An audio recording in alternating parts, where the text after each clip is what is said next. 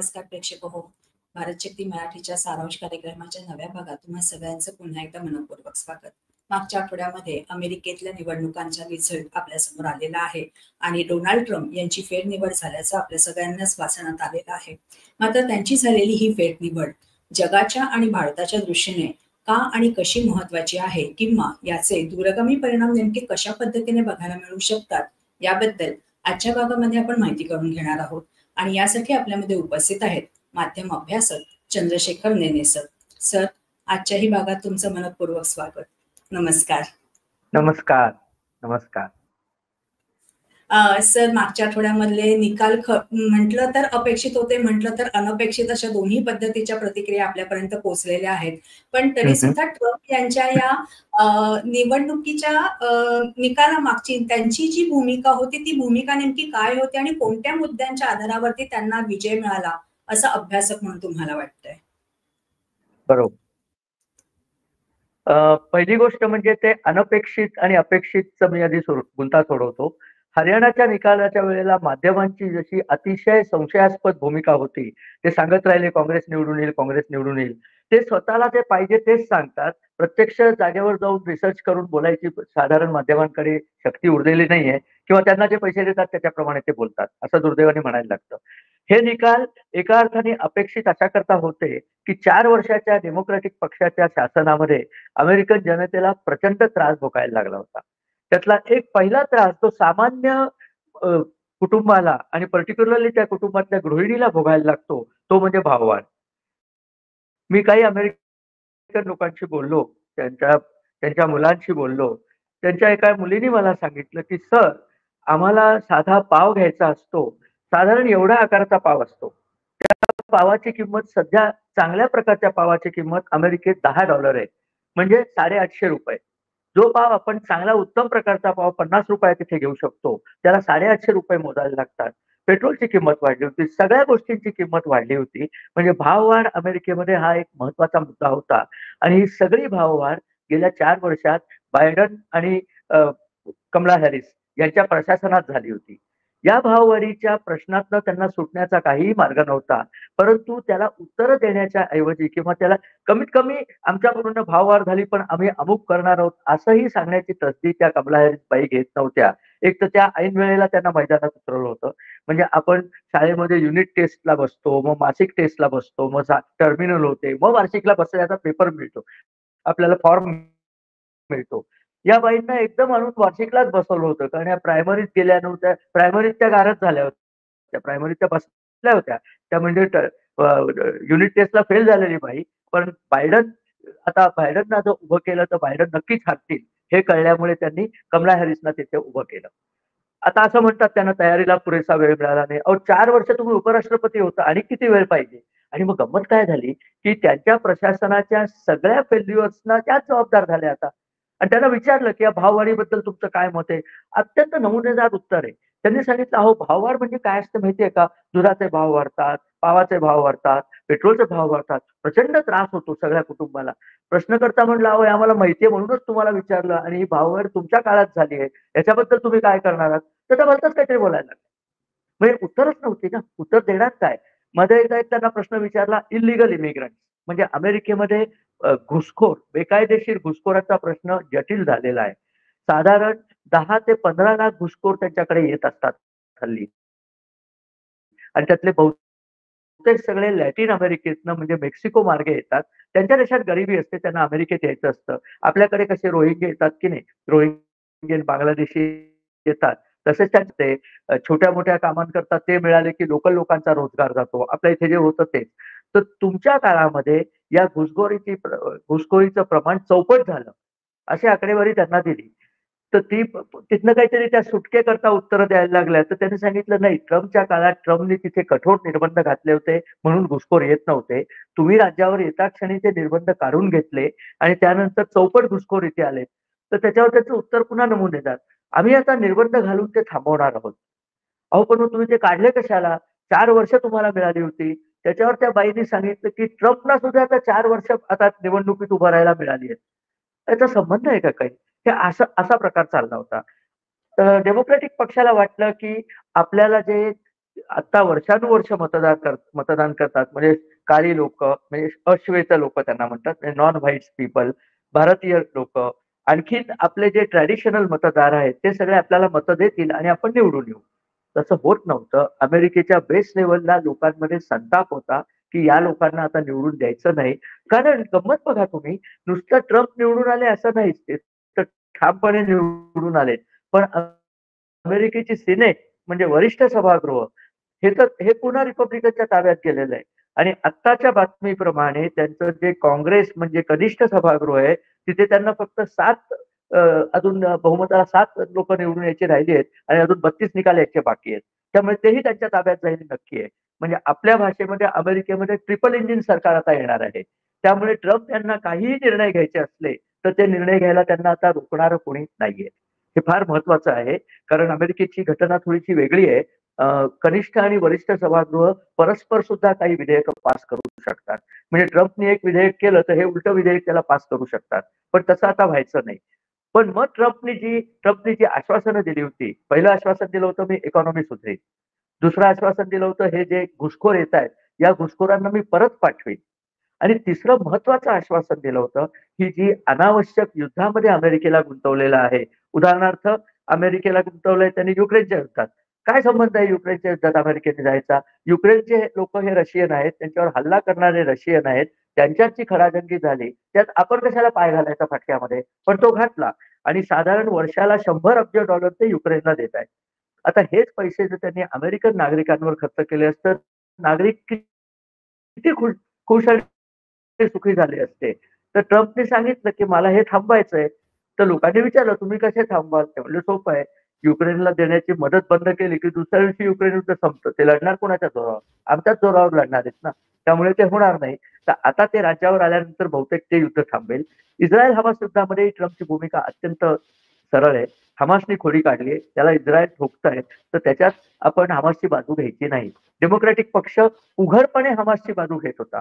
इतका की डेमोक्रॅटिक पक्षाचं जिथे-जिथे सरकार होतं, त्या युनिव्हर्सिटीजमध्ये पॅलेस्टिनचा झेंडा, अमेरिकेचा झेंडा काढून पॅलेस्टिनचा झेंडा लावण्यापर्यंत या हमासच्या निदर्शकांची मदत केली होती. ट्रम्पने तेव्हाच सांगितलं होतं, या सगळ्यांचा डेटा आमच्याकडे, सगळ्यांना लाथ मारून अमेरिकेतनं हाकलून देणार आहोत. बहुतेक ट्रम्प तसं करतील.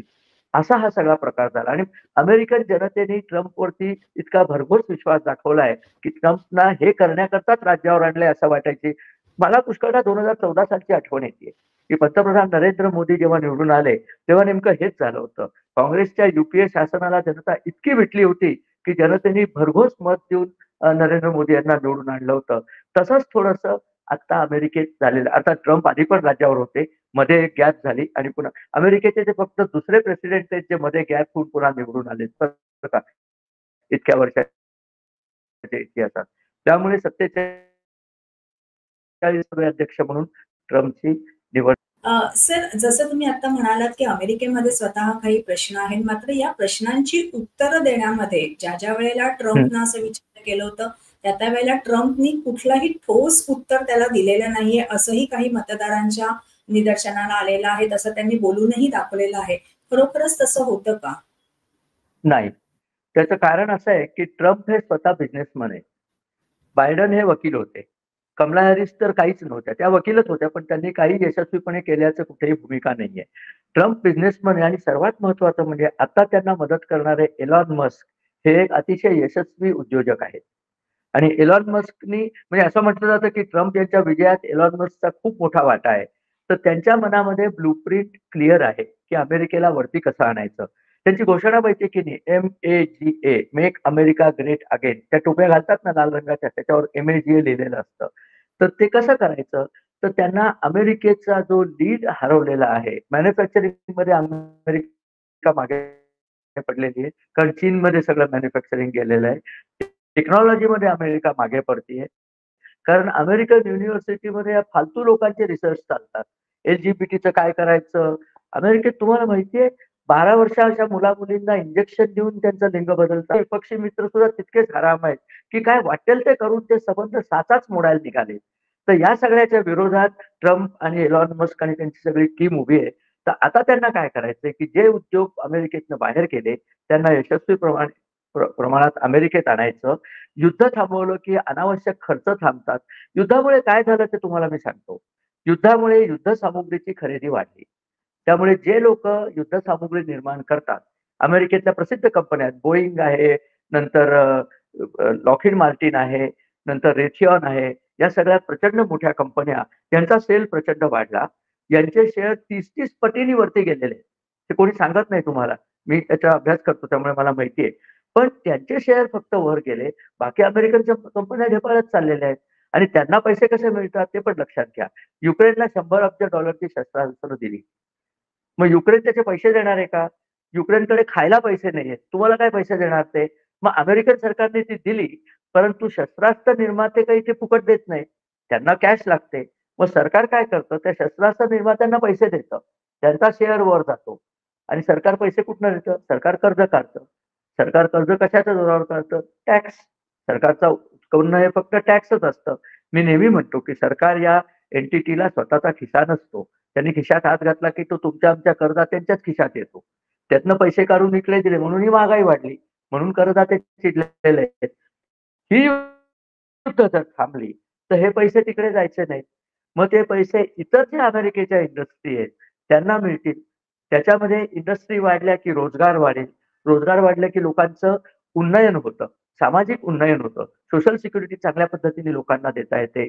अमेरिकेत मेडिकल फॅसिलिटीज चांगल्या असून न परवडणाऱ्या आहेत, त्या त्यांना चांगल्या करता येतात. सारांशाने आतापर्यंत डेमोक्रॅट पक्ष आला की उधळपट्टी करतो. त्यांनी रिकामा केलेला खजिना रिपब्लिकन पक्ष येऊन भरतो. अशीच पद्धत चालू आहे. आता रिपब्लिकन पक्षाची खजिना भरण्याची मोहीम सुरू होईल. नरेंद्र मोदींनी काय केलं?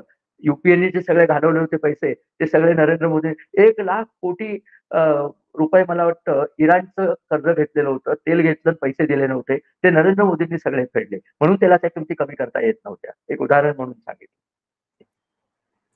सर, ज्या वेळेला एखादा म्हणजे आता अमेरिका तर महासत्ता आहे, संपूर्ण जगभरामध्ये अमेरिकेचा दबदबा आहे, त्यामुळे तिथल्या निवडणुकांमध्ये सगळ्याच जगाचे लक्ष लागलेलं होतं.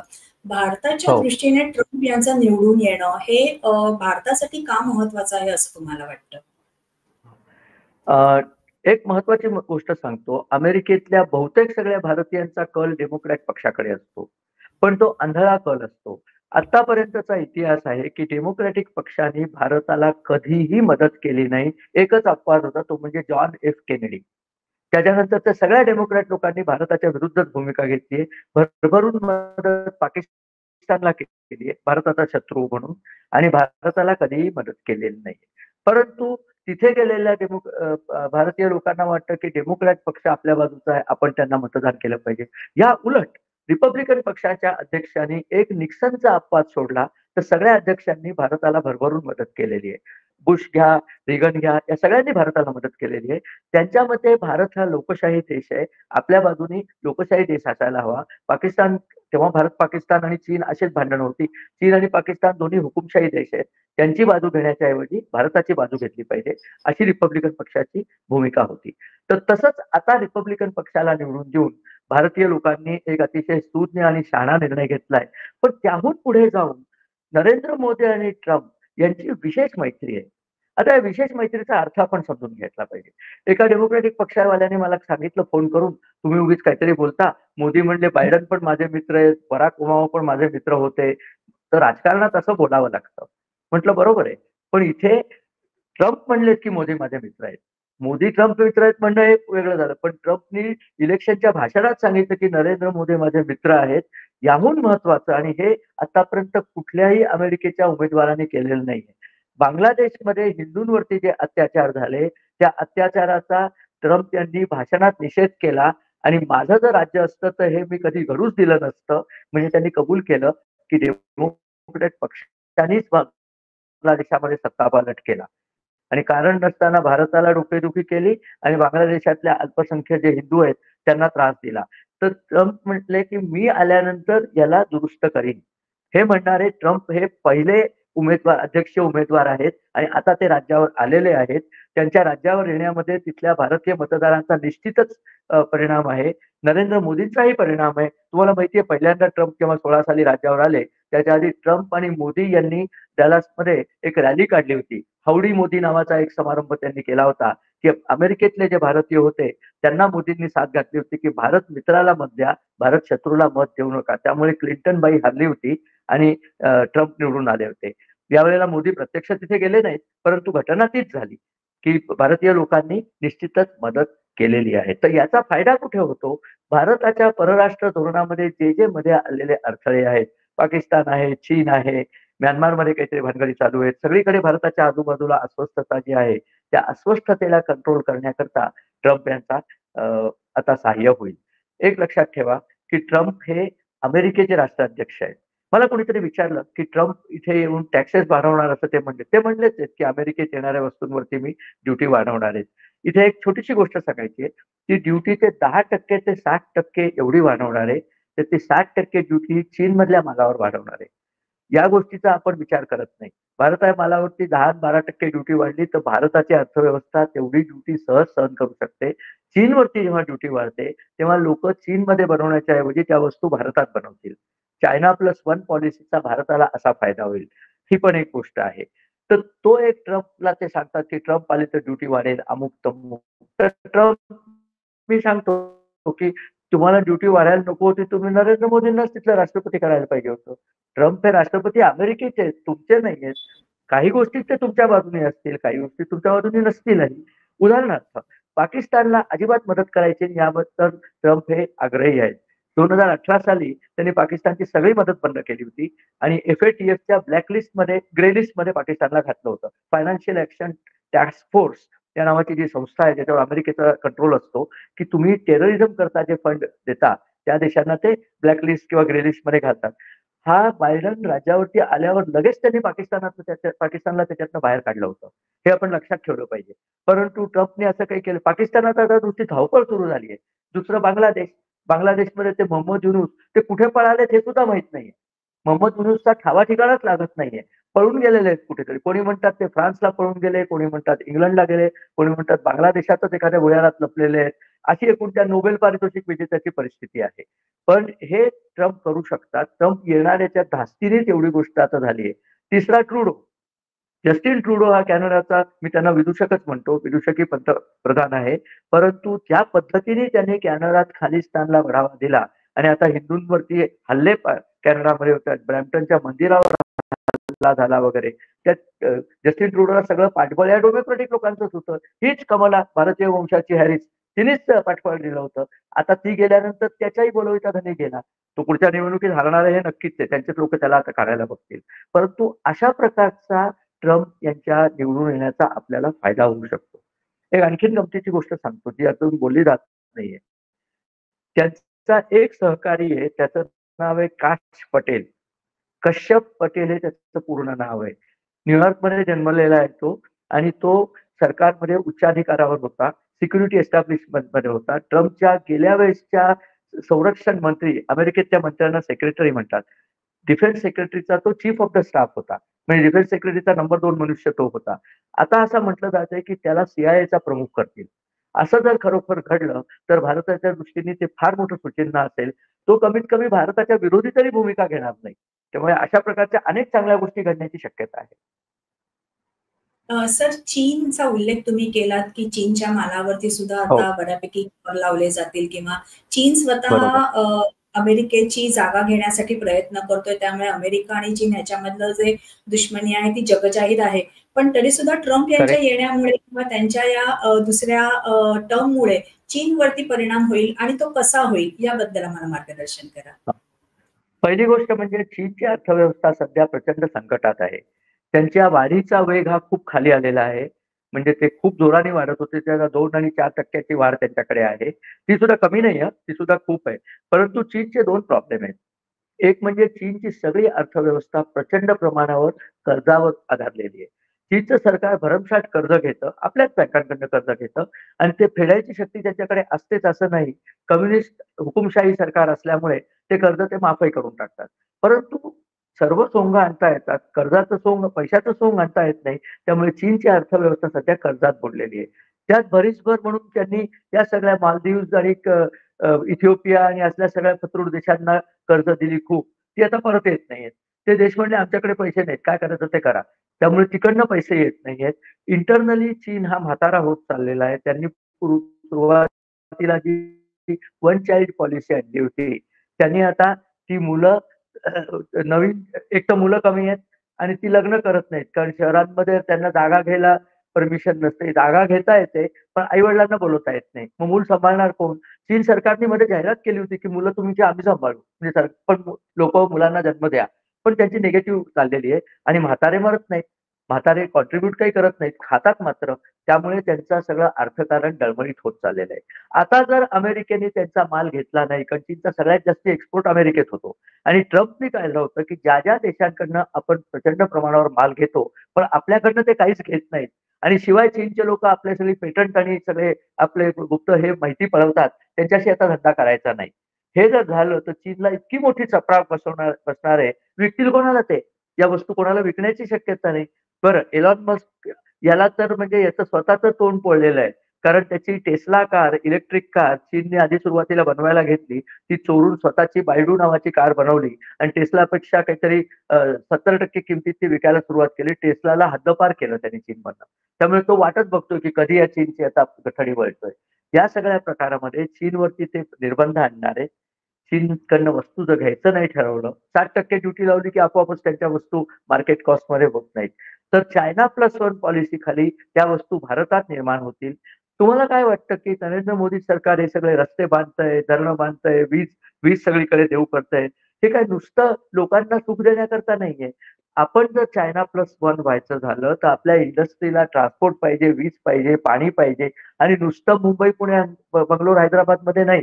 सगळ्या भारतभर केलं पाहिजे. समृद्धी महामार्ग काय आहे? महाराष्ट्रातल्या लोकांकरता मुद्दाम सांगतो, की मुंबईपासनं नागपूरपर्यंत ठिकठिकाणी आता इंडस्ट्रीज काढता येतील आणि इंडस्ट्री काढून तत्क्षण माल आपल्याला मुंबईमध्ये येऊन जहाजावर लादून पलीकडे पाठवता येईल. ही सगळी इन्फ्रास्ट्रक्चर डेव्हलपमेंट याकरता चाललेली आहे. उत्तर प्रदेशात प्रचंड प्रमाणावर जे रस्ते बांधले. आम्हालाही प्रश्न पडला होता, की तीर्थयात्रेकरता एवढे रस्ते कशाला? अहो तीर्थयात्रा झाली ते पुण्य साइड बाय साइड आहे. ह्या सगळ्या भारतामध्ये मॅन्युफॅक्चरिंग बेस वाढवण्याकरताचा हा सगळा प्रकार चाललाय आणि त्याची फळं गोमटी फळं आता दिसायला लागतील. कारण अमेरिकेमध्ये आपल्याला सहानुभूती असलेलं आणि चीनच्या विरुद्धात असलेलं सरकार आलेलं आहे. त्यामुळे चीनची आता पंचायत झालेलीच आहे. शिवाय तैवान हा जो मुद्दा आहे, चीन आणि तैवान. तैवान काय आहे? तैवान हा चीनचाच भाग होता. तिथे चीनचे आधीचे जे लष्करशाह होते ते पळून गेले आणि अमेरिकेच्या आश्रयाला गेले. त्यामुळे तैवान हा अमेरिकेची वसाहत असल्यासारखाच आहे.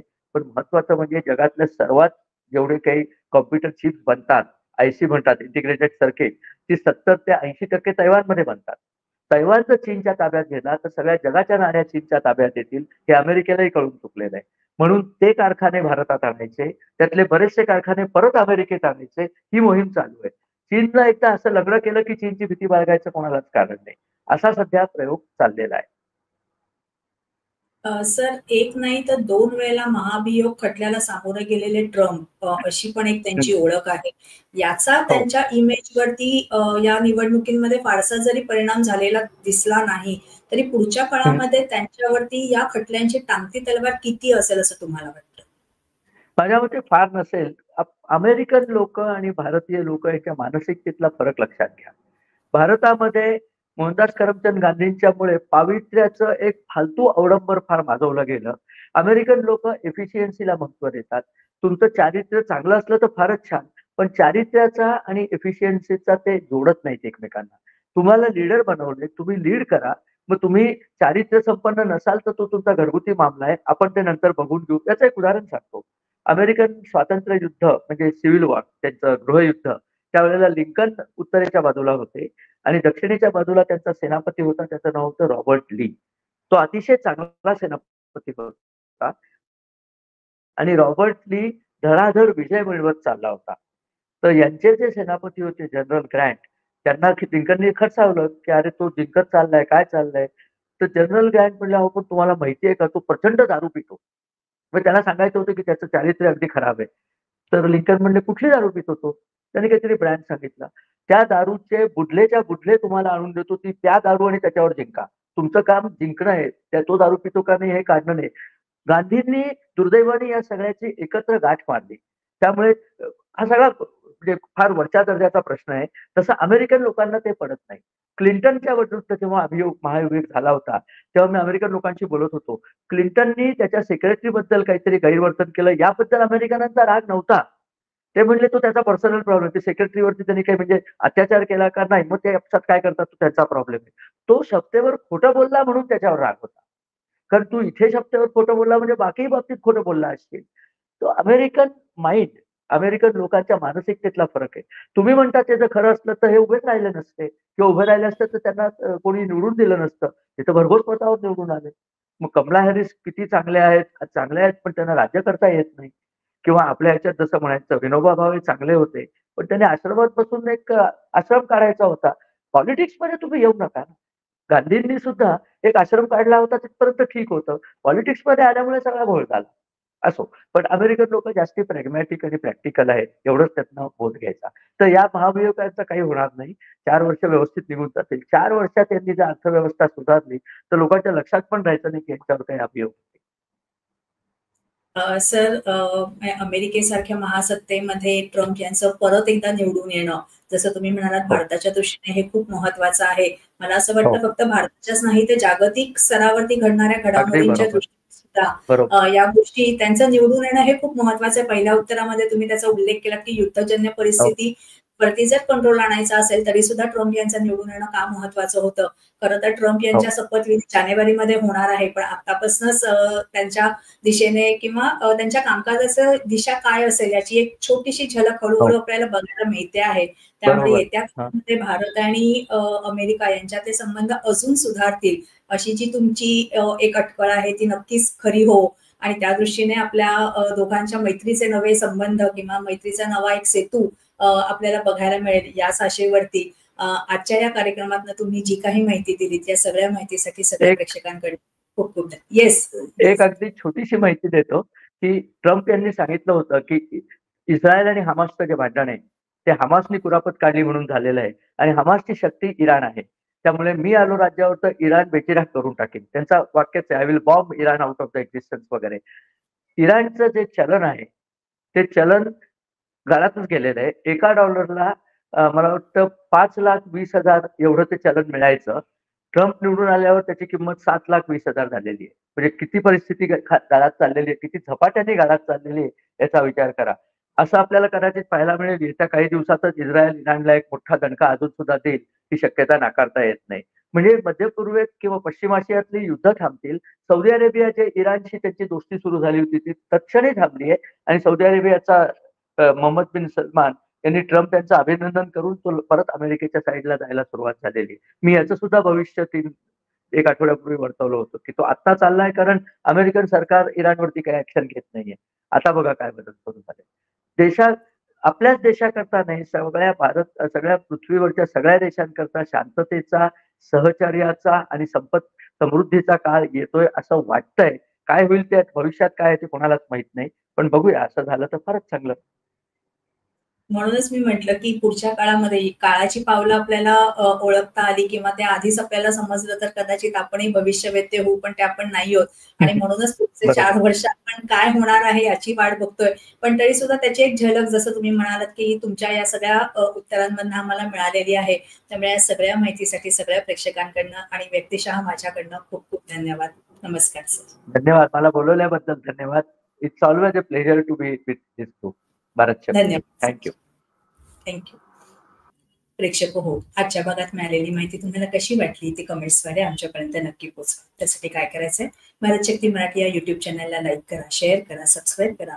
त्याशिवाय इतर सोशल मीडिया प्लॅटफॉर्मना सुद्धा तुम्ही फॉलो करत असाल अशी आम्हाला आशा आहे. भेटूया पुढच्या आठवड्यात एका नवीन विषयासह. तोपर्यंत नमस्कार.